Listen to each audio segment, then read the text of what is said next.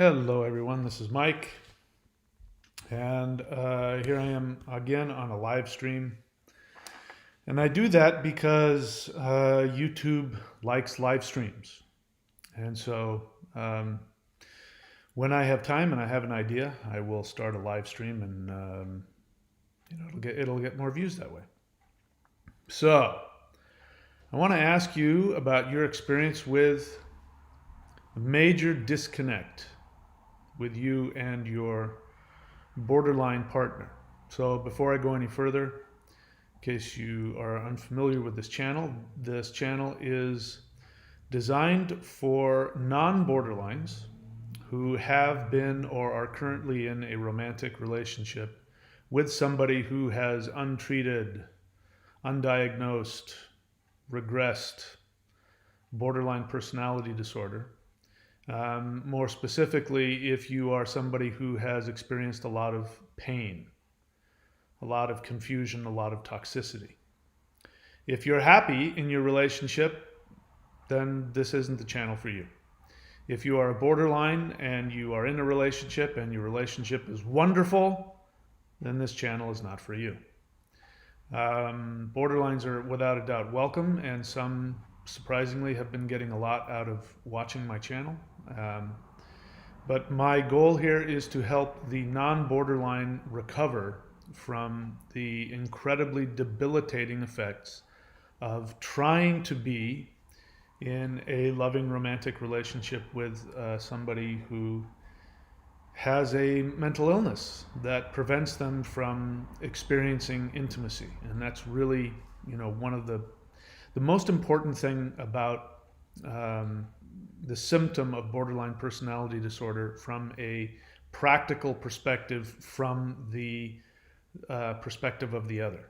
So there's plenty of other channels out there by professionals and by borderlines who will tell you what the symptoms of borderline personality disorder is and what it means and all that. And since I'm not a borderline, and since I'm not a mental health professional, I'm not here trying to do that. So I spend a lot of time trying to explain to non-borderlines why this is a very serious mental illness as opposed to somebody who just has an issue. And let me be very clear about what I mean by a mental illness. There are people out there who have issues. Some of them are really toxic. Some of them are really intense, really destructive. And, there's all kinds of stuff out there. A lot of those people, if you get them to therapy and they're able to get into their feelings and express their feelings, they can start to shift and change the fundamental core of what caused the problem to begin with. A mental illness, like borderline personality disorder, is something that is fundamental within the core psychology of the individual. Because I'm not an expert, I'm not going to try and take it any further than that. I've been told that there's evidence that there is nervous system dysfunction, that there may be even brain issues. Certainly there has been some trauma of some kind on an emotional and psychological level, which may result in creating brain issues, nervous system issues. Whether that's the case or not, I don't know, and I don't care. The end result is that they do have a mental illness. Mental illness to me means that when that illness, that disorder, that, whatever it is gets triggered, the individual is unable to see some aspect of reality objectively. And there's nothing anybody can say or do that will help them see things objectively. That in and of itself isn't necessarily, a problem unless that mental illness creates a scenario where their actions are destructive to other people and are destructive to the individual themselves. In this case, when it comes to borderline personality disorder, we have somebody who has a pre-existing condition, mental illness that is triggered specifically I mean, it's probably triggered by a lot of things, but it's triggered specifically for our, interest and purposes in relationships. The more intimate the relationship, the more intense the triggering will be. So what you find with, this was my experience anyway, and I've heard it from others, what you find with a lot of borderlines is that the further out you get in terms of the superficiality of the relationships, the less trauma and chaos is experienced on both ends. The more intimate the relationship is, the more intense the toxic fallout is for everybody. So bear in mind, the borderline suffers from their toxic mental illness as much, if not more, than anybody else. I mean, we could debate that, but they're definitely along, having as much discomfort as anybody else, for sure. And so one of the main things that tries to happen in all relationships when there is conflict, when there is confusion, when there is a communication block, is that people try to rationally work things out. They try to make deals, they try to make compromises, and ideally the relationship grows and gets better over time. Relationships fall apart when people's desires don't line up with each other, when their communication doesn't line up with each other, and when their reaction to intimacy creates distance and conflict and disorder and a lack of communication. And sometimes this is a good thing. Obviously, people learn and they grow, and people come to the realization that they want different things. Sometimes it's just that simple. It's just they realize they want different things out of life, and so the relationship falls apart. And a lot of times, I've seen this in all kinds of relationships in my own life, where intimacy will create a fear of abandonment, a fear of being hurt or rejected or betrayed, and that fear in and of itself will create this self-creating prophecy that otherwise might just, two people could have the most amazing relationship in the world if it weren't for one or both of them continuing to respond out of their fear as opposed to seeking to empathize and connect. So this word empathy keeps coming up, and I have to say that if you are in a toxic relationship of any kind, there is no empathy. Sorry. So let's please drop that nonsense, please. The idea that, because borderlines say the same thing. Borderlines, claim to be too empathic. And I experienced this with my borderline ex. The borderlines that I've listened to who I think don't have recovery or don't have a full understanding of what their mental disease is, we'll talk about how they actually feel too much and it overwhelms them. But you can't have it both ways. You can't say, I feel other people's feelings too much, and yet have this whole group of people telling you, you are really hurtful to me.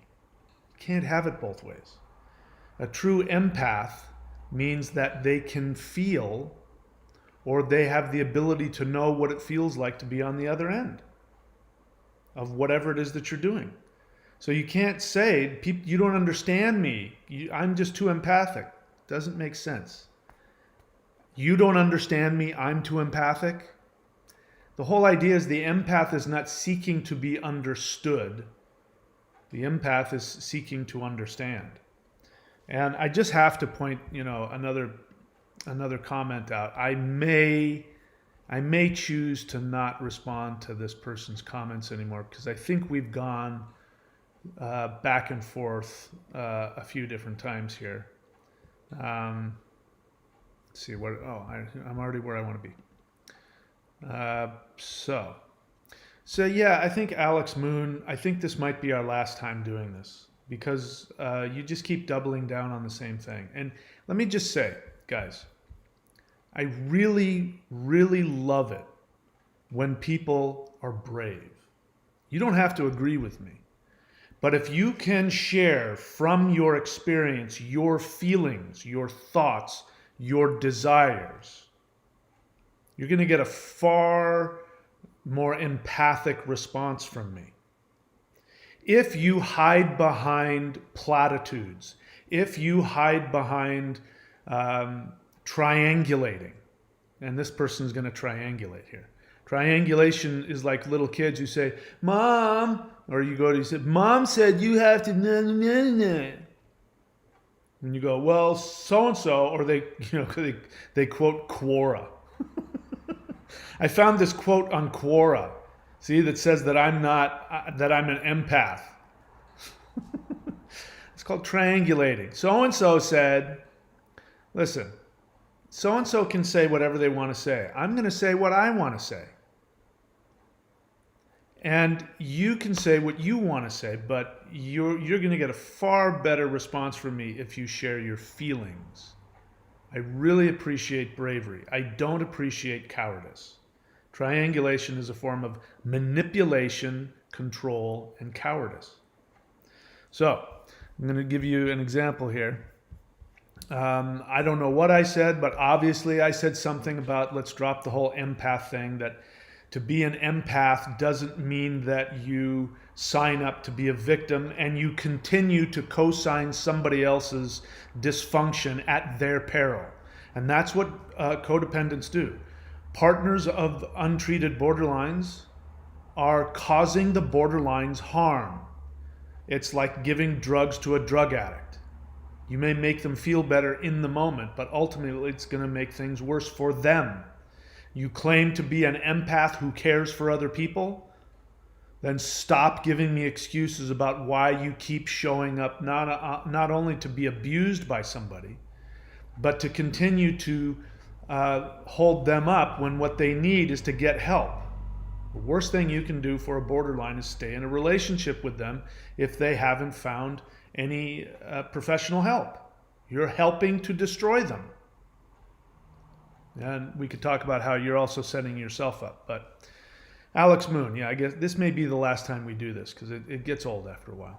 It gets old because you just keep saying the same thing over and over again.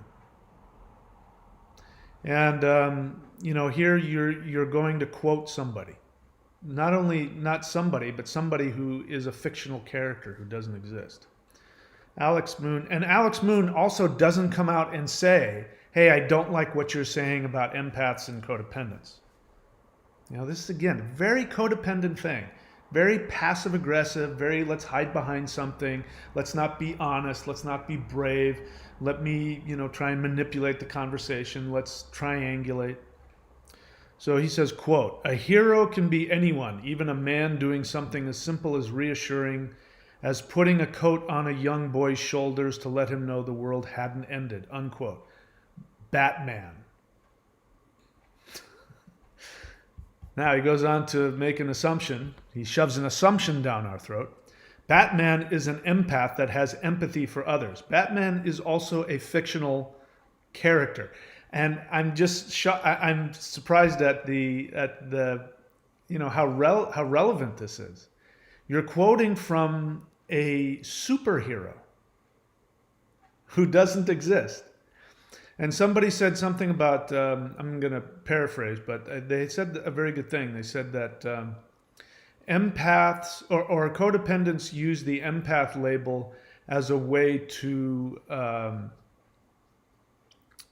mythologize themselves, as a way of it's to idealize themselves unrealistically, which is absolutely the case.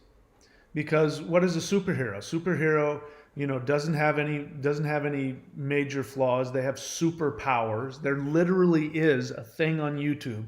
Go look it up, called The Super Empath. And, there's all these videos of people talking about how the super empath is going to destroy the narcissist agenda in the world. And they'll go on and tell you what an empath is, which, and they'll make claims like they can feel other people's feelings and they are drawn to care for others at their own expense. And none of those things are positive traits. Those are the traits of somebody who has a mental problem. He goes on to say, Batman is an empath that has empathy for others. You just repeated yourself. We are not put on this earth to care only about ourselves, but to love and care for other fellow human beings. According to whom? You're just making a blanket statement. Who said that? Who are you quoting? Did Batman tell you that? Did God tell you that? You can't just quote something. You're not revealing anything about yourself. Very codependent. And he goes on to say what empathy is. Empathy is showing understanding for another. Right. I'll agree with that. If you're dating a borderline who's untreated and you continue to stay, it means that you don't have any empathy for them, because if you did, you would understand that the best thing for them is to leave them so that they will seek out help. You will understand that the worst thing for them is to stay in the relationship and continue to co-sign their dysfunction. So I agree with you there, which means, Alex Moon, you're not an empath. If the argument you're making is that you, like Batman, the Dark Knight, flap, flap, E, flap, flap, moonlight. If you're the superhero, the Dark Knight, Batman, the misunderstood anti-hero who cares for others and cares nothing for himself, and you're covered with scars, you have your bat belt, your bat cape, and your bat wings. If you're saying that's who you are, then you're not doing a very good job, because an empath knows what is helpful and what is not helpful. You deeply wanted affection, and empathy is part of that. No, it's not. Empathy means to feel within for the other person. It means that you don't have any agenda. If you want, and I'm agreeing with you that codependents want something. They deeply want affection. That is not empathy. That is selfish. And there's nothing wrong with being selfish. The faster that you can accept that you are selfish and own it and love it and experience it, take responsibility for it and go after it, the more healing you will be for other people. So let me tell you something that I share on my other channel all the time. Because they'll ask, from a spiritual perspective, well, shouldn't we just only be here for others? And isn't it selfish, unspiritual if we go after what we want in life? No. Because when you go after what you truly want in your soul, in your deepest self, when you go after your deepest needs first, and you heal and fix your deepest needs first, that act in and of itself automatically benefits and helps everything in the universe. There is never the choice between my needs and somebody else's needs. Okay? The only, unless you've got an infant. And if you're dating a borderline, you're dating an infant. But, that's not your job to be their parent. Now, Alex Moon, you can't arbitrarily decide what words mean. This is something that codependents do. Codependents who are manipulative and they want to control and they're unwilling to reveal themselves. This is one of the tactics they use. He says, codependents are people enslaved by the villains. No, they're not. Codependents are the villains. Let me say it again. Codependents are the villains. Because what is the worst kind of villain? The worst kind of villain is the one that manipulates you and makes you think that what is best for you is what is worst for you.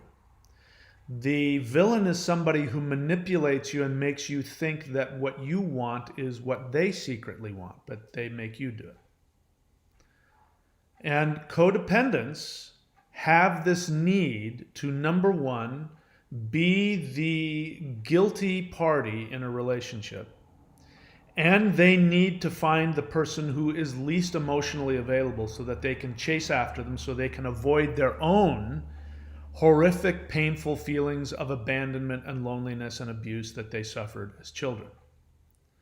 And they seek after, the borderline, the borderline and the NPD are kind of neck and neck as to who is the least capable of loving you and who is the most, what's the word I'm looking for? Who is the most seductive? And so it's the perfect storm. Somebody that superficially seduces you and yet devalues you and then tosses you aside. An empath doesn't do that. An empath goes, wow, that person has some serious problems. So I'm starting to repeat myself here. But anyway, listen, Alex, I'm this close to blocking you because you keep repeating yourself over and over again, and you keep doubling down in the same way, and you keep using the same strategy, which is, I'm an empath, here's what an empath means, and you bring your own arbitrary definition. And then you say codependence, and you bring your own arbitrary negative definition of a codependent because you're unwilling to look at yourself. And there's no doubt in my mind you haven't done any of the three things that I've suggested, which is get therapy, go to Coda, and practice a spiritual path on a daily basis. I'm convinced that hasn't happened for you. So that's one side of the misunderstanding. The other side of the misunderstanding is on the borderline side. So on the one hand, you have the empath, quote unquote, who is seeking to selflessly, while his bat cape flaps in the wind, fly down off of the roof and scoop up the poor wounded kitten and feed it and nurture it. And but what Batman doesn't realize is that he's doing it for his own personal needs. He puts on the cape so that he can convince himself that he's doing it for others, but he's really doing it for himself. He may not be consciously aware of this because when it comes down to it, everybody in Gotham thinks that Batman might be a little bit crazy. But on an unconscious level, he is definitely wanting to save himself as a child. And Batman is a pretty good example because what happened to Batman? Batman had everything. He had the great mommy and daddy and everything was perfect. And then the evil Joker came along and killed his parents in front of the theater. And then he was an orphan without parents, and boo-hoo, sad him. And he never got over it, which is why he's always so angry, why he's always such a loner. Nobody understands me. So this is a pretty good example. If you're trying to say that you're Batman, Batman is not the ideal for a healthy individual. He doesn't know how to connect with others. He doesn't know how to have a relationship. He only knows how to chase after toxic people and, narrowly escape death every time. And is that really what you want? So he believes, though, that someday he will save the victim or he will vanquish the villain, and then it will all be okay. He's seeking that one thing he can fix which will make all of his own pain go away, which never happens. So that's his misunderstanding. So in the terms of the codependent, the empath, you're constantly chasing after the one rational thing you can say or do, which will finally hit home with the borderline, and then they will be fixed and they will be okay. And then your pain will disappear. If you're honest with yourself, you'll know that that's how you've been feeling this whole time. And because that's not really the problem, because the truth is, if the borderline, here's the most painful truth, Alex Moon, you need to understand. If you were able to do what you think you want to do, which is fix the borderline so that they would, oh, I can breathe now. Oh my God, the chaos is gone. The pain is gone. Oh, you've been there this whole time. I love you. I am now going to be here for you forever. If that were to happen, do you know what you would do? You would leave. You would leave that person for the next victim who would not be able to reciprocate your love.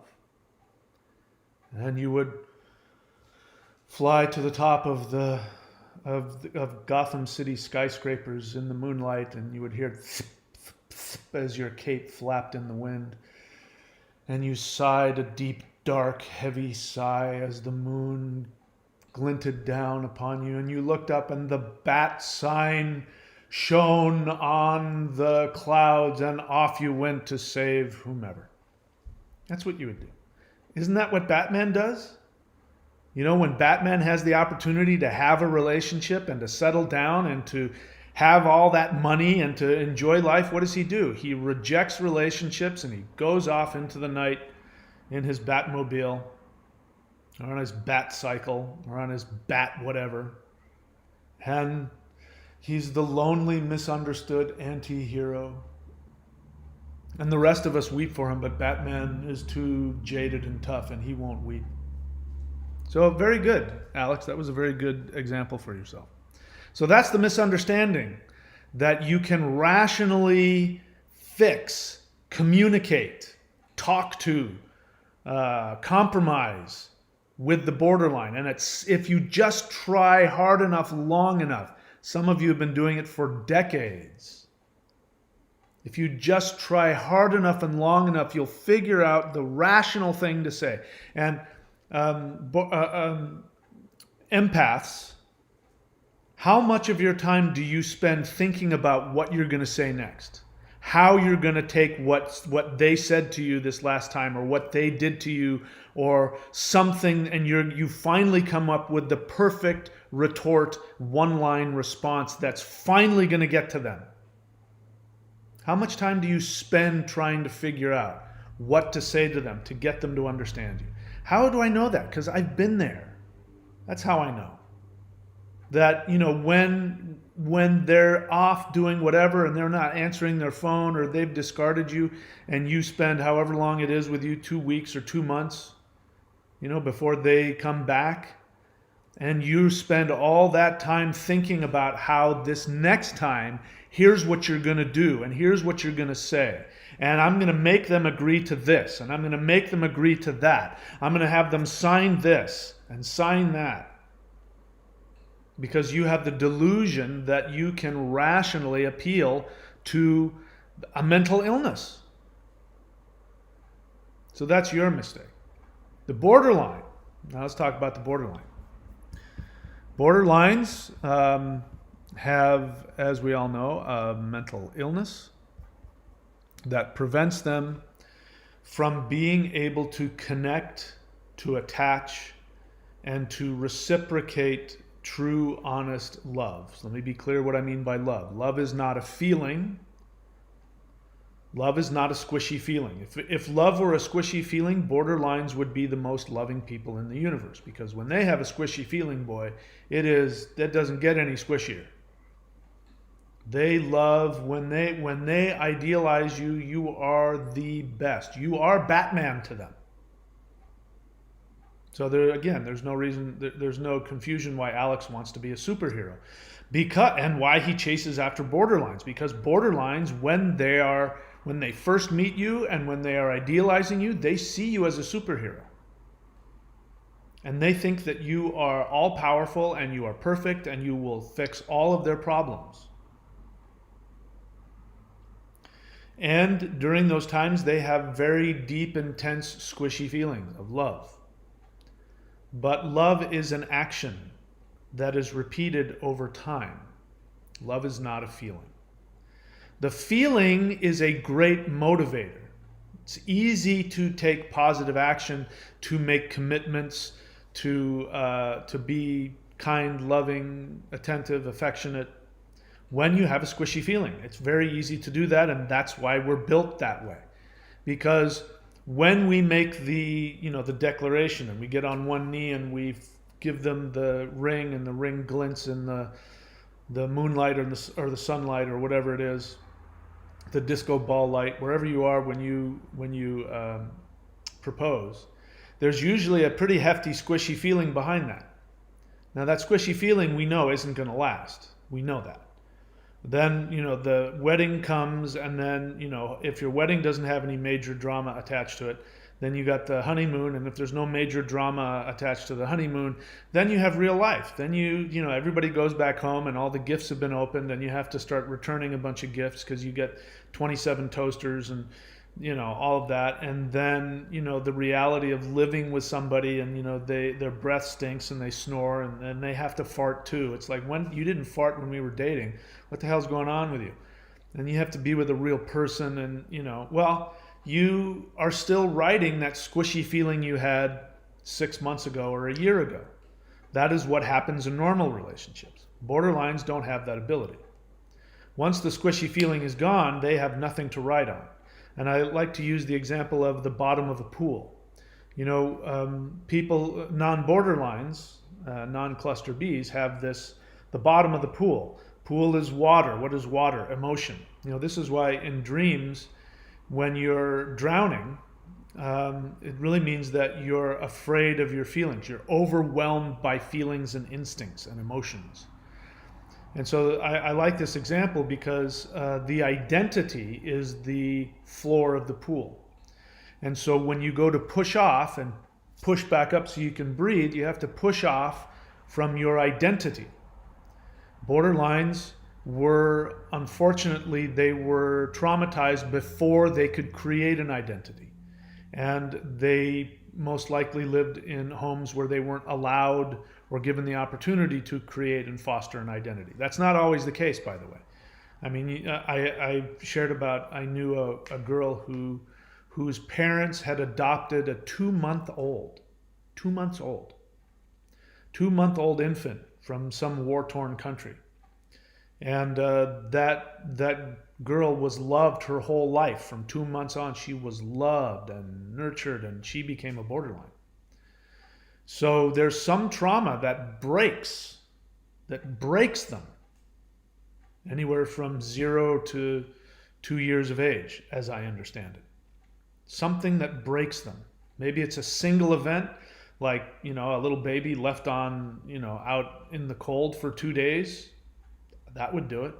Or it's just, continuous neglect and confusion and abuse and whatever else that caused the trauma.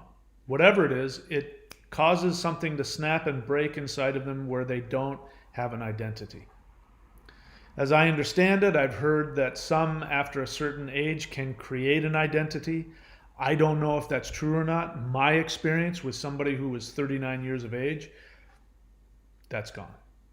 She has no identity, she has no ability, and she worked very hard to create one. She to her credit, she overcame a lot of things within her BPD, but she never really addressed the real issue. So what happens with love is that you have to have an identity to be able to love. Because when you have an identity, as I said, when the squishy feeling is over, the identity, actually holds the commitment. Because love is also a commitment. As borderlines, as you know, they can commit or not commit and change commitments very easily, or be in multiple relationships, and it doesn't mean anything to them. It doesn't have any real meaning. Again, everybody's different. My borderline ex, she could make the decision that, okay, I'm going to be faithful to you. But the reality is that there was no real understanding of commitment. I mean, while we were supposedly together, her ex-boyfriend came and spent the night. Oh, nothing happened. Why? It's just, he's just sleeping next to me. And if I give her the benefit of the doubt, which as time goes on, I'm less and less inclined to do that. But if that's true, it's like, the lack of understanding of boundaries, the lack of understanding of what commitments mean, and the ability to just drop someone and fall in love with somebody else the next day. This is not love, because love, the squishy feeling, creates something inside the identity, which is my hands or the floor of the pool, which you push off of. Once the squishy feelings leave, which they will in everybody, but we know in borderlines they can leave in an instant. Once the squishy feeling leaves, it's okay, because you have this thing called an identity that you push off of, and you dig down deep and you push from it, and you still act lovingly. You act rationally, lovingly, consistently, with discipline over time. The result is that the person on the other end, who is continuously receiving the loving actions that continue to be given to them, that creates a squishy feeling within them, and they then love the other person, which gets embedded in their identity, and then they will take actions when it's inconvenient, when they're not having a good feeling. They remember what they said, they remember their commitments, and that creates a squishy feeling. And then ideally this love thing creates this self-perpetuating good circle. Normally we create these self-perpetuating bad cycles, but this is a good one. Borderlines can't do that. Without treatment, of course. And as has been explained to me by borderlines in recovery, in therapy, they say that no matter how much love you give us, there's this giant black hole, and it just goes straight to the bottom and disappears. And the moment that you're done doing it, it's gone. I've noticed that here on the channel.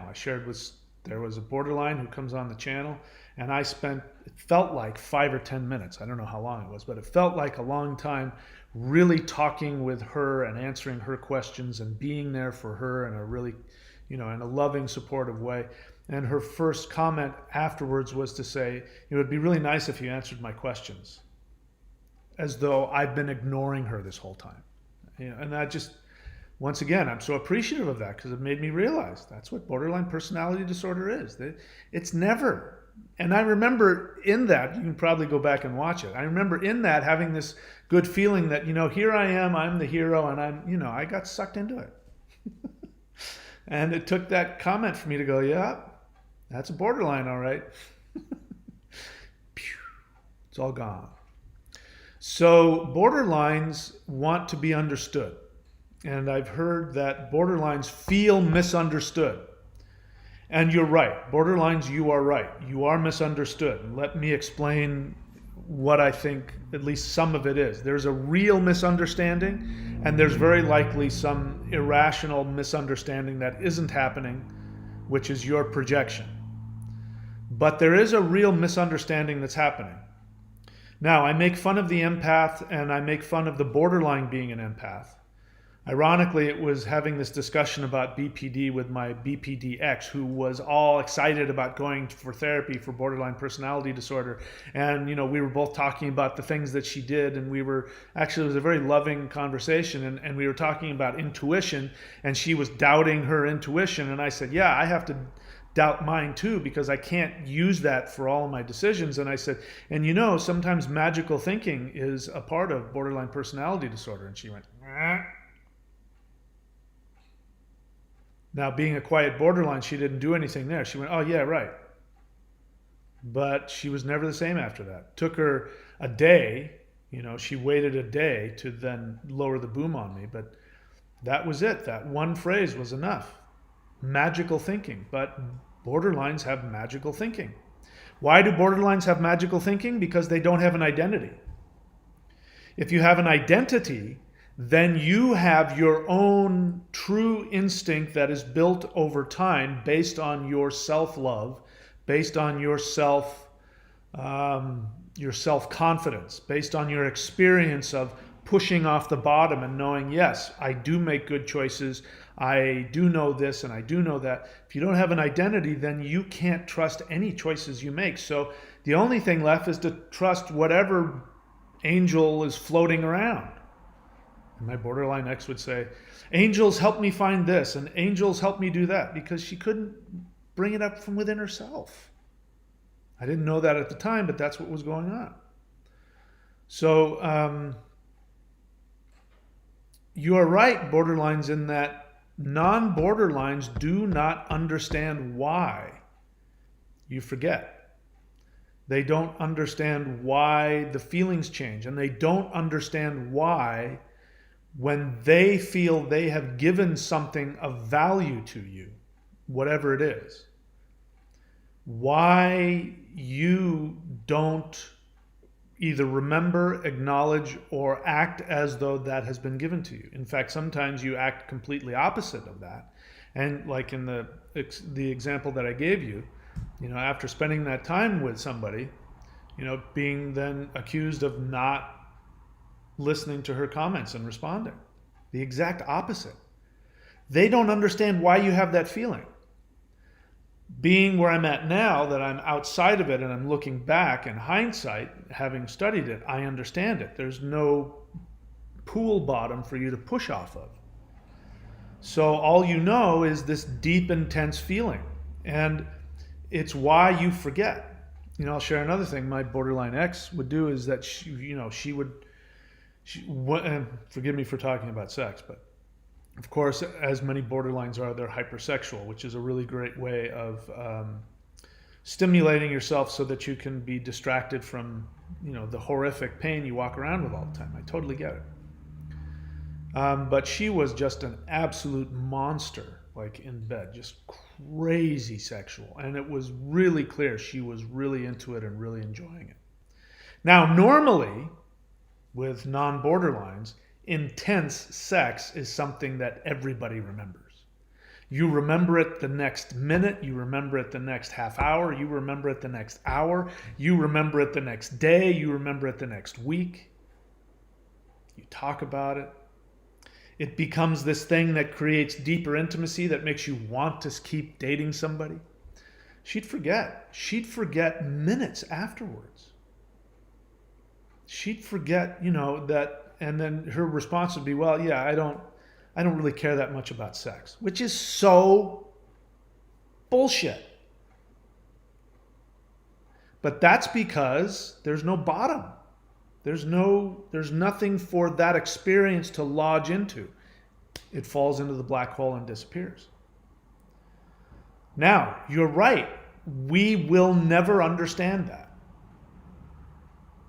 So if you're feeling that you're never going to be understood, it's true. You will never be understood. And it's because we don't have that experience to the same degree that you do. And we will never know what that is like. But the problem is that the delusion that you have, everybody has one, the borderline delusion among others, is that if I could just get somebody to understand the pain that I feel, and if they could just love me the proper way, if they just did things the right way at the right time, and just let me do this or let me do that and let me be this way, then it would be okay. And then I wouldn't have to push you away. I wouldn't have to discard you. But the truth is that will never happen.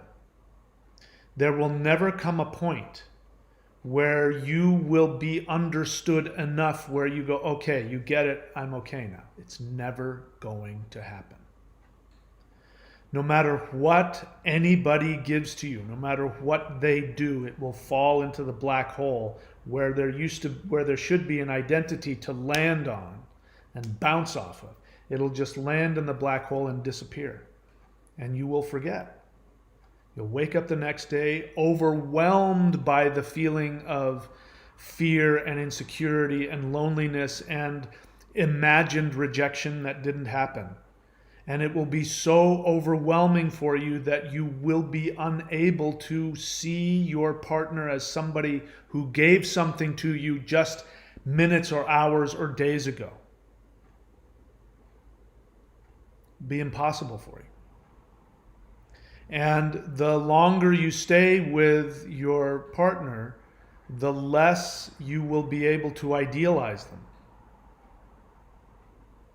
Because eventually what will take its place is the real experience that you have all the time, which is that big giant black hole inside of you. That is your ultimate core identity experience, and you cannot escape it. And so this is the major disconnect. The major disconnect is that the codependent is waiting for the day when their rational words, thoughts, deeds,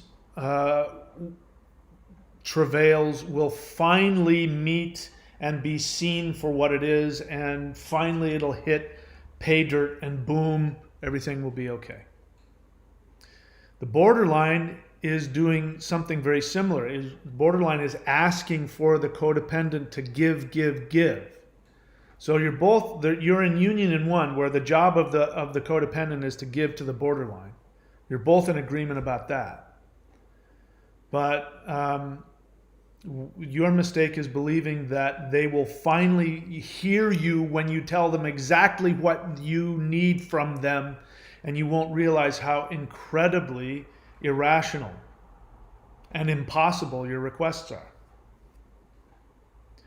And you will not see the very real effects and damage that occurs every time you do that. Because every time that you come to your borderline partner, or excuse me, your non-borderline partner, and they've given something to you and you either don't remember it or reject it or downplay it, it means that you have no empathy for what the non-borderline was feeling and desiring, and what they were pulling out from within themselves to give you. In that moment when you're triggered, you have zero empathy, zero understanding. That's not your fault. That is your mental illness. Now, unfortunately, you are responsible for it. So here's the good news. This is the good news for everybody. The good news is that you don't have to figure it out. So you can stop trying to figure it out. What you can learn how to do is accept yourself exactly where you are, and nobody can do that but you.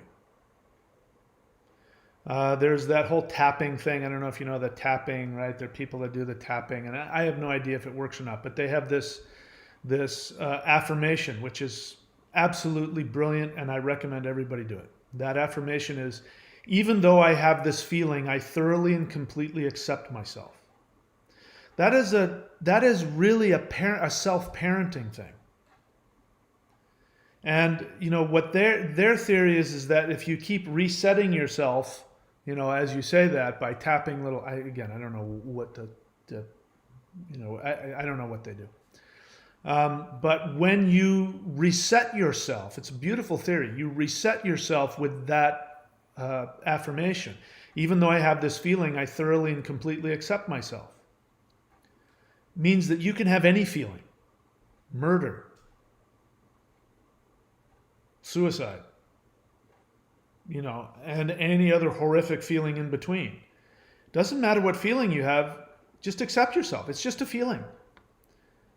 So the non-borderlines, the codependents, the empath, cape flapping in the wind, the partners have to get used to the impulse and the guilt. And listen, please, let's drop the whole empath garbage, because empath also assumes that you have power of choice.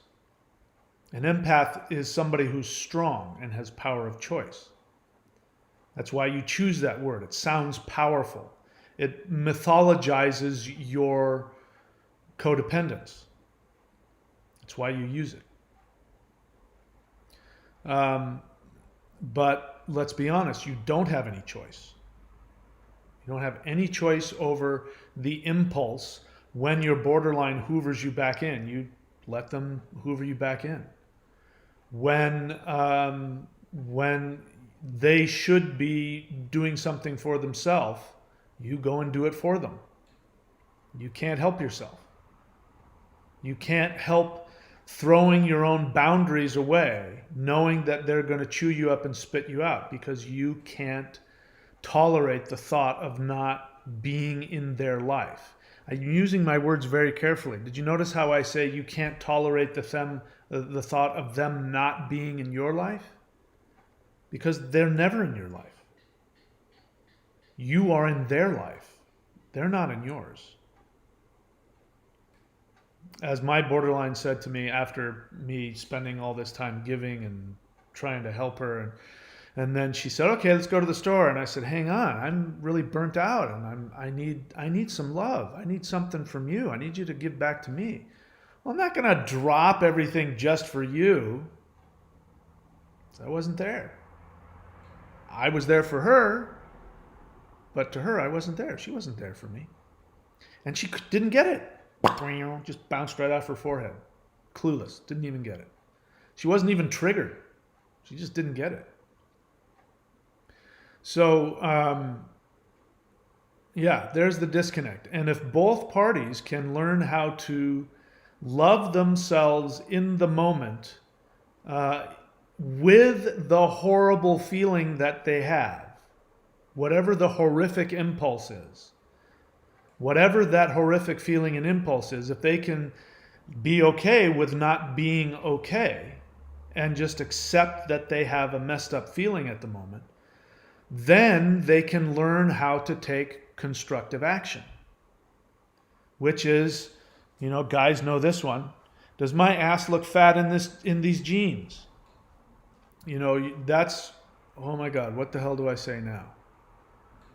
You know, and you never know which one it is. Whatever answer you say, it's the wrong one. No, your ass looks great in those jeans. Don't lie to me. I hate it when you lie to me. Well, if I'm honest, I can see, you know, your underwear line and your ass is, oh my God, why would you say that to me? Well, because you asked. You know, there's a time when you got to figure out how to say what you're not supposed to say. You know, if the correct answer is, no, those jeans look perfect on you. In fact, that color really brings out the tone of your skin in a beautiful way. Your eyes are just, if that's the right answer, you better give it, regardless of how you feel, whatever impulse is in you. Don't you want to go and look at doilies, honey? Yes. I do. I love it. Makes me feel so close to you. If that's the loving response, you better give it. That's what love is. And you know, when I read through you know, dating profile stuff, I'll tell you the women I'll never date. These are the women who say, "Hey, listen, I tell it like it is, and you know, some people don't like my honesty, girlfriend, but I'm going to tell it like it is, and if you don't like that, you better swipe left." I'm going to swipe left, all right. Because you better figure out that you're here to, you know, be honest when it's helpful to me, not when you have an impulse to, that looks ugly on you. You need to, you could lose 10 pounds. No, you better learn how to be constructive. No, honey, your farts don't destroy my feelings of love for you at all. I love you even more because I know you're human. All right. So you get the idea. The delusion on one side is that I'm going to be able to rationally talk sense or do the right thing, and the other person is rational and will hear and understand and will shift and change and it'll all be okay. On the other end, it's I'm going to figure out how to get them to finally be perfect and do what it is that I want them to do and understand me and accept me exactly for who I am, and they won't require anything from me. That's the delusion on the other end. And it's never going to happen. Kindest thing you can do is to leave your borderline, and if you need to, you say to them, "I love you, but this relationship is not healthy for me, and I have to go no contact for my own health." And if they protest, you say, "Well, if you'd like me in your life, then I need you to go to therapy with a qualified therapist who treats borderline personality disorder for 2 days a week for a year. And after a year, you can have your your therapist call me, and I will meet you in the therapist's office, and we'll talk about where we can go from there. Because the kindest thing you can do for a borderline is put them in a situation where they have to get help. The worst thing you can do is stay with them. Whether both of you want to do it or not is immaterial. It's not helpful for them. You're their drug. You're not their cure. You're their addiction, not their cure. Kindest thing you can do for yourself is learn why you chase after somebody who is incapable of being there for you. Why you choose to be with somebody who is incapable of not only accepting your love, but not punishing you for it. Because borderlines punish you for loving them. Why are you seeking to be punished for your love? And why are you seeking to call yourself an empath when what's really going on is you don't have the first clue what the hell's going on in their head, and you're wrapped up with your own narcissistic need to be loved and accepted regardless of the consequences for both people. You have to figure that stuff out. You're not going to be able to be any good to anybody until you can figure that out. All right. What's this? No questions? How many people are on? It is in the middle of the night everywhere, probably. I'm in Australia here. It's 7:43 p.m., so it's most likely the middle of the night for the rest of the world. Oh, there's 11 viewers. Still no questions. So I'll give you a couple of minutes. If somebody does have a question, I'd be happy to answer them. If not, I'm happy to just leave this as it is. But let me just do a little business here. So if you want to be the one person in the world to heal completely a borderline, I have one task for you. You can see the little borderline here. She's crying. She's very upset. And it's because you have not subscribed. So subscribe and smash on the bell button there, and she will magically be healed. She'll stop crying, and she will love you forever. Freedom.spirittao.com. Please keep your eyes open on that. If you want to, you can leave your email address in the comment section after this has been, archived. And what I'll do is I'll email you when that teaching series is ready to go. And what I plan to do is, I've already started it, but what I plan to do is talk about how to achieve a state of recovery from codependence with cluster Bs. And I want to talk about things that are specific to, what I've done. I'm not going to try and repeat what a therapist is going to tell you because I'm not a therapist. And I'm not going to try and repeat what they say in coda.org, Codependents Anonymous, because you don't need me for that. But I am going to give the specific things that I've learned, my 3-step approach, and not only what exactly that is, but how it affects your brain and the things you need to know to consistently change your brainwave patterns, your thought patterns, and your emotional habits so that not only you don't keep falling for people who are going to cause you harm, but you learn how to actually attract real love in your life.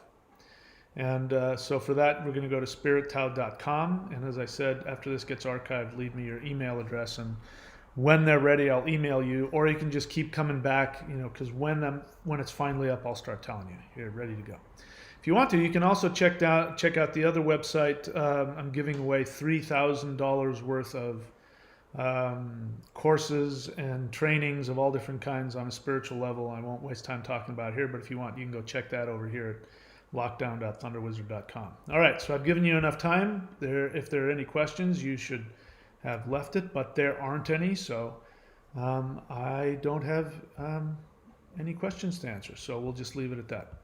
All right, so that's it. Thank you for hanging out with me, and I will see you guys very soon, my friends.